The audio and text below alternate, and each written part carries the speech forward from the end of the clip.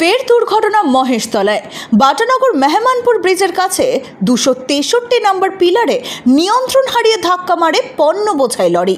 স্থানীয় সূত্রের খবর, পণ্যবাহী কন্টেনার বজবজের দিক থেকে কলকাতার দিকে যাচ্ছিল। রাস্তায় দাঁড়িয়ে থাকা একটি অটোকে বাঁচাতে গিয়ে নিয়ন্ত্রণ হারিয়ে পিলারে গিয়ে সজোরে ধাক্কা মারে।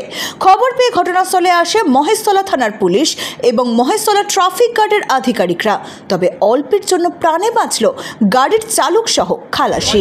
গাড়িটা আসছিল, আজ থেকে একটা অটোকে বাঁচাতে গিয়ে এই বিমটা গাড়িটা লেগে একটা দুর্ঘটনা ঘটে গিয়ে গাড়িওয়ালা ঘন্টায় দাঁড় করাতে গিয়ে ঠিক আছে, সেই নিয়ে এখন ড্রাইভারকে নামে দোষ দিচ্ছে। কারোর কোনো আহত বা নিহতের কোনো খবর আছে? কোনো নিহত কারোর খবর নেই, শুধু ড্রাইভারের হাতে চোট লেগেছে। ড্রাইভারের হাতে ছিল একটা চোট আছে। বাপটা ড্রাইভার ছিল, ড্রাইভার চালাচ্ছিল বাপ, ছেলে ছিল খালাসি। গাড়িটা কোন দিক থেকে? বজবজের দিক থেকে গাড়িটা আসছিল, অটোকে বাঁচাতে यहाँ से निकला अपने भोपाल की और यहाँ से अंदर घुसा और मेरा गाड़ी का स्टीयरिंग बिल्कुल फ्री हो गया। स्टीयरिंग ऊपर हो गया।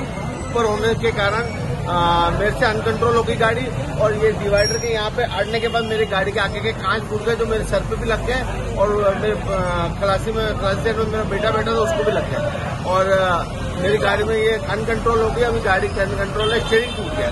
आप देख लीजिए स्टीयरिंग टूटा हुआ।